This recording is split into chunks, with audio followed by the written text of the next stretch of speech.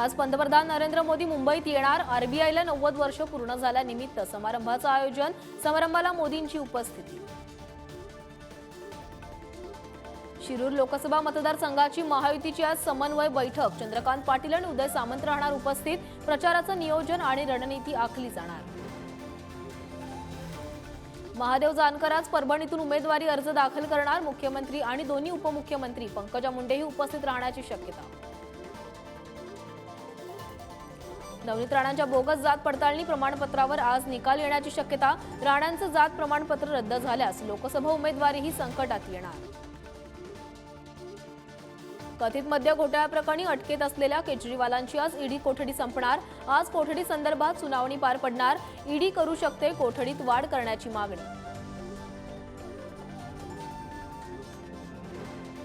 आजपासून वरळी सिलिंकवरील प्रवास महागणार। 18% टोलवाढीचा निर्णय आजपासून लागू। चारचाकी वाहनांना मोजावा लागणार 100 रुपये टोल।